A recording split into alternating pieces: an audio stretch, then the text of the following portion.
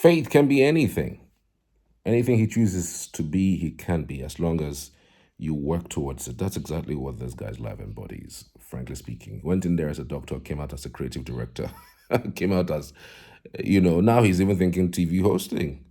And his content about, breast cancer was also magnificent. So, absolutely. So, is there anything really that you could say that you cannot do as a person? I think you should some way, somehow draw some inspiration from Faith's life, even if you don't like him.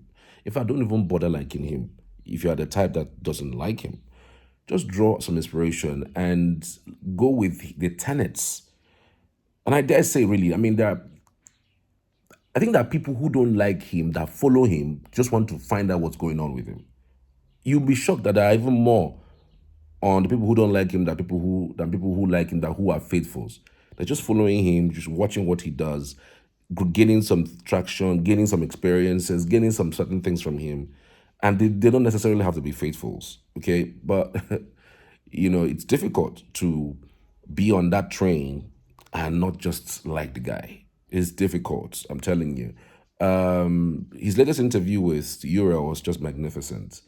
And he categorically said that it was a warfare in that house. He was fighting a battle. He was like a warfare. Though you could see the back and forth, the bass balls, every time you are shouting, oh, give us drama, let people fight. That's the only way we can keep the house going.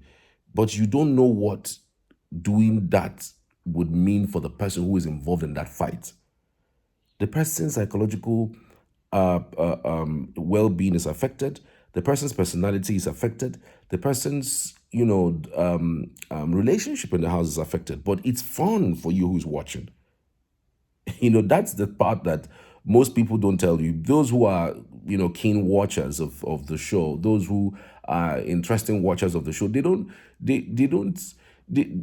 what they want is just drama. As long as it's fighting, somebody is gossiping, is fighting, is quarreling, is knocking, is involved here and there. Oh yes, that means the thing is very fun. But nobody ever tells you that if you are able to do other things in terms of showcasing what you are, who you are, to the world, you would actually even resonate with so many. So he's telling you, look, it's a battle out there, and it's a battle of 29 persons for a chance to win 150 million. And then the part where he said that you don't have to win, and even prove that there was somebody who he spoke to in July, or was it in June? Where they were discussing that he was just asking how is the house like, and the person just said, "Look, you don't really have to win the money to win," and that's the truth. Go and check. Those who have won the money most of the time fall like a pack of cards because they feel they don't really need to do so much or do anything at all. But those who didn't win it, bagging endorsement left, right, and center. So it's a potpourri of things. And then the part where Vera asks him about what does he like, what three things can you do to win the show? Oh, that one was the bombshell. You have to be mentally ready. Now, the way he explained the winning thing is not how you will say, oh, that when you go into the house, if you don't win the money, then it's failure. No, it's showing now that even if you don't win the money, you can be the winner in that house. And everybody, like he mentioned, who steps into the house, except you don't know what you're using that fame to do, guy. Except you don't know what you're using that fame to do, guy. Then you really it's better you don't even get into the house than to even not use that platform to do something with your life, even if it is 2 weeks you spent in the house. And averagely, people who go in there, except for disqualification, you spend at least 2 weeks, because first week there's usually no evictions. It's from the second week, at least people now know people's names and they can relate with them in a way that they can. At least when you stay with somebody for 2 weeks, one quarter will happen. So I believe that 2 weeks is enough to show whatever you need to show and come out and push whatever thing you're pushing. Everybody's selling something. Like it or leave it. Everybody is selling something. It's either you are selling your talents, or you are selling your crafts, you are selling your height, you are selling your shortness, or even possibly you're selling your innovation, or at the very worst, you are selling your blockhead. Yeah, you of course it's possible that you can sell your blockhead. You could sell how mad you are. Yes, you can sell those things. People like Zita showed us how dirty she can be when it comes to holding her emotions. People like what was that one's name? Mide sold a certain part of her that told us, oh, you know what? I can do this on national TV. It's just for you to just put me in a cozy environment. People like Isabella showed us a part of her. She showed us a part of her that says, you know what? I can't stay with one man. Oh, this one come out and enter another one. Heartbreak now water. I don't know why I'm laughing, but the heartbreak now water. Like no man can break my heart. I have a son. I have a son to take to cater to be so invested in a man who really doesn't care. Isabella, so everybody sold something. So when you go there, sell your own. So let me play back some part of that conversation he had with Uriel. I thought that at some point the Uriel became too dramatic, man. I mean, it's an interview, but by and large, it's a good interview. Over your head, creative director, poet, everything. But which one am I sitting with today? Because me, Udon at home, I'm afraid. I don't know how to react. Are you a poet? Do I start singing? Are you a painter? Do I bring out my painting brush? Yeah. What are you today?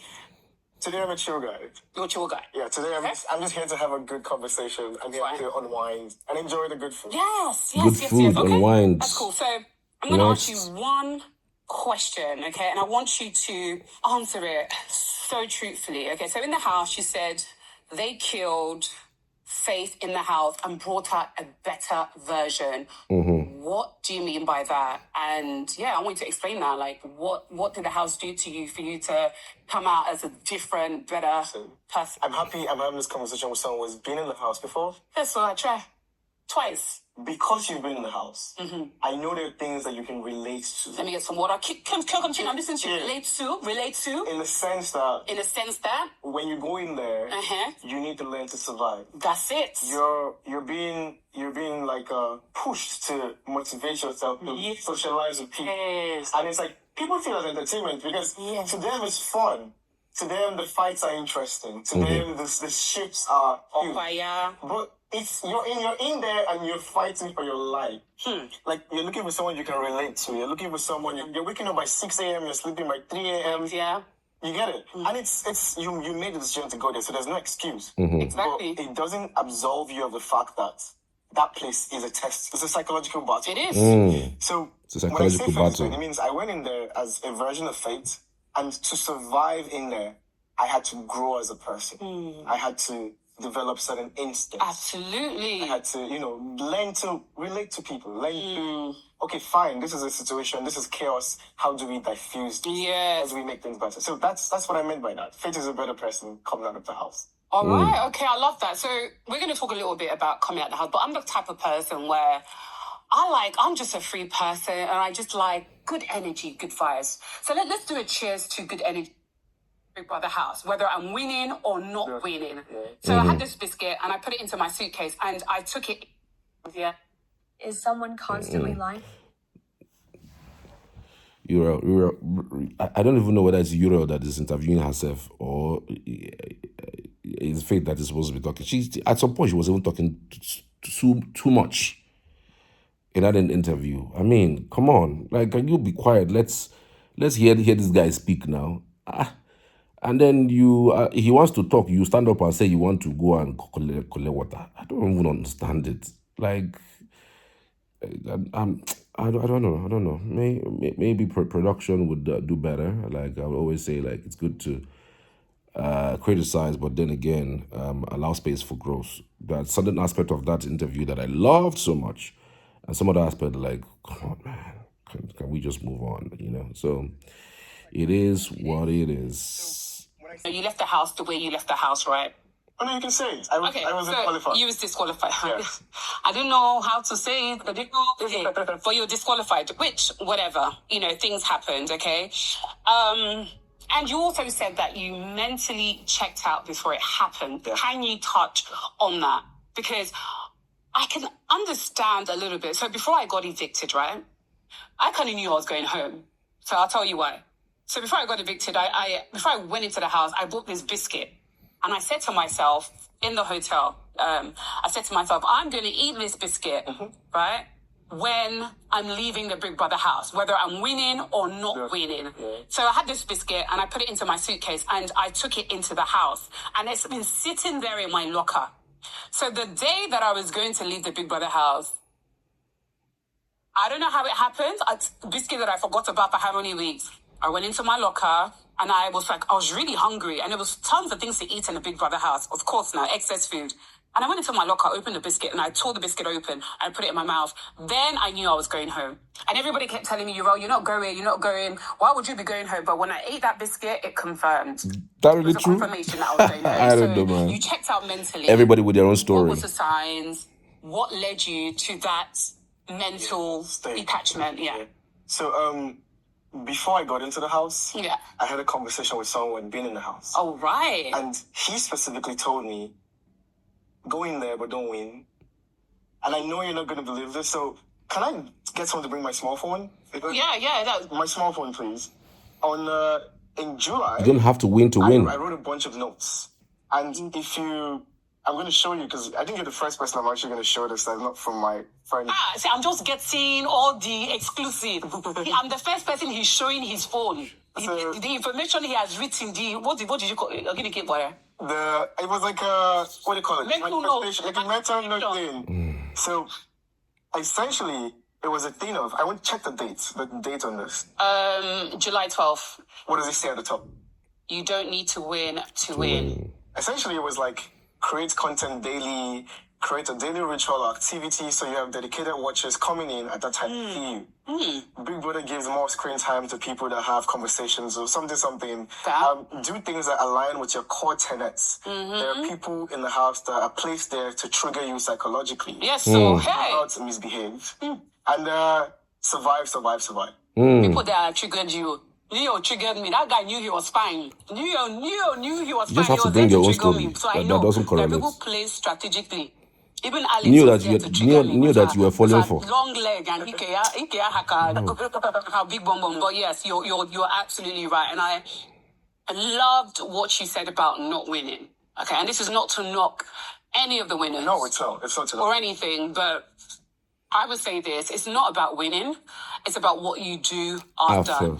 And how you place, clock it, how you place yourself after and what you do and where you go. And like you said, it's just the opportunities you meet. And most times, people that don't win the show, I win the show. How many times I entered the show twice. I did not win. I tried, God knows I tried my best. It came out that I tried my best, but I did not win. But look at me today. Look at you today. 2017 to 2025, it is not easy to be consistent, to be relevant, to still have deals, to still keep going. 2017 to 2025. It's what you do with that. Wow. I love that. It's been a while. That's like 7 years. You ready for some more questions? 8 years. You ready? So do you feel like you've been misunderstood? Do you feel like... whatever was out there wasn't you? Do you feel like, okay, it was me, I spoke my truth, I did what I had to do? I mean, what is your take on that? I feel like I did speak my truth. Absolutely, I agree. And they told the story the best way they could. Absolutely. So it's one thing for you to tell your truth, but there's something called perspective and perception. The way something is different from how you perceive it. Clock it. Clock it. This guy is giving me dictionary. Why again? Perspective and... Perspective. How dramatic can you be? Perspective, perception. What's that? Can we just move on? I know. Oh, go ahead. But perspective and perception, those two things are different. So I did speak my truth. I did do my thing. And I'm still going to always say it. They did their best. Yes, sir. To tell their story. Yes, sir. To tell my story. Yes, sir. So it's like, and to the people that misunderstood me, I don't care. I'll be honest with you. It's like, No, you don't affect me in any way. Oh. It doesn't affect me. Are they going to pay your bills? It doesn't. The people that like me. The people they don't like me. The people that love me, they love me. And it's like, oh look, I would rather have 10,000 people that are obsessed with me, that appreciate me, and have 1 million people that are like, oh, we just kind of like it. Yeah. That's how I think. Well, you've gained somebody who likes you, so sitting with you, standing with you, whatever I'm doing with you here. Right. You know, you have such a radiant energy. You have such a positive energy. Uriel is a faithful. And that's going to bring me to my next question. I'm sure she does not So even you know have this energy when she around said you. that. When you walked out of that door, how did you feel? Did you feel a relief? Did you feel like, this is a rebirth for me, you know, the R. Kelly moment, I believe I can fly. You were just flying over the housemates. It's asking, you know, how did you feel when you left that house, when you walked out of that door and the door shuts? How did I feel? I was, in that moment, I was numb. I didn't feel anything. No, nothing processing. Nothing. I didn't even know what to feel. But then the feeling that came after was disappointment. Yeah. Not at myself, but because I felt like there were people out there that were rooting for me, you. and I let them down. Yeah. That was why I felt this, because I was like, oh look, like I feel like I should have done better for them. Because like, oh look, they put me here. Every week they went out there to do something for me. Yeah. And the least I could have done was show up for them. And that was why I felt disappointed afterwards. But absolutely. The initial feeling was numbness. Wow. That's a good one. So you guys, your faithful king is saying that he felt disappointed, not necessarily about what may have happened or how it happened, but the fact that he felt that, okay, actually, maybe I would have stayed longer for you guys who are the faithfuls who want to see me at the finals, like on the last day. So that was what he felt. Nothing more, nothing special, and it's quite profound. Now this is the part I love the most. You would advise them to have or to carry, or mentally, what would you advise them? Yeah. First then. Let me drink water for this. Dr. Babe is about to throw. If you are going to Big Brother house, what would be that thing that you advise somebody to go with? Mentally or anything, you know? Just what would be that thing you would advise? And this is going to be profound. Let's listen. Do this, you can't either. So it starts from home, like Dr. Faith says. So that's very important. And I want to ask you, before we move on to the most amazing segment, the dessert, I want to ask you, anybody looking to go on the Big Brother show, what are the 3 things you would advise them to have or to carry, or mentally, what would you advise them? Yeah. First then. Let me drink water for this. Dr. Faith is about to throw it down, man. He's about to throw it down. Number 1, you need to be like mentally in check. Like it's not easy. You actually need to be mentally prepared to get it. So like, as much as you can, make yourself ready mentally. In Igbo, we call it, you have to have obioko. You have to have Make yourself mentally ready. That mental tolerance. Oh, this guy is giving me dictionary today. The words that I forgot in 1992. He has brought it back. He has brought it back. Continue, sir. And then 2 is, I think you have to realize that there's a system. Like, think about it like this. Your alumni, they don't hate you. Is he getting alumni? Like, alumni, the people that have gone before you. You're an alumni. You know something funny I found out that people don't realize? But wait, Dr. Fabe, slow down 1 minute. Okay. Is he getting alabam? Can this lead allow this guy to talk? Dr. Fabe! What kind of thing is this one now? We're not in medical school here. Yeah. Carry on. So you're an alumni. And I've realized something. Every alumni I've met, they just always want to tell you, this is how things are. This is how things should be. This is how you can be better. This is what I faced. And this is what you... And I've come to realize it's a system. And when one of us succeeds, we all succeed. And I know fan bases think that... So I'm listening to you, sir. I know fan bases think that, when my major guy succeeds, he's the one doing well. Yes, sir. But what I've realized is if the winner of this show does great, there's a trickle-down effect to me. Yes, sir. Because I came from BBN. Yes, sir. And everybody that succeeds in BBN increases the BBN. Glory, sir! I'm serious. It's true. like it's a unifying thing. Okay, sir. So your success is my success. Yes, sir. Your clout is my clout, whether Yeah. I believe it or not. And as long as BBN is relevant, we will be relevant. As long as we are relevant, BBN is relevant. Relevant. Sir. So I'm not saying we all have to work together. We don't have to. Okay. But just do your thing. That's it. Or double, sir. This lady actually spoils pour you this more. part. Do you know I I've don't never know. poured anybody water on this show, but because he's spitting fat. Dr. Faith, the creative director. Oh my goodness. I've been laughing at it. I've been laughing at it. The model. You know, he still has this universal thingy that everybody should succeed in their own right. You don't really have to work with somebody to succeed in real life.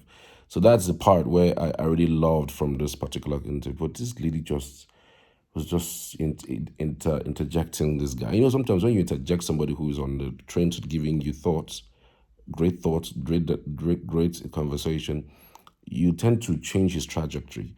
You tend to make him forget what he was trying to say. And I don't know, this... Anyway, I hope you understood whatever it is, though. You have to be mentally ready.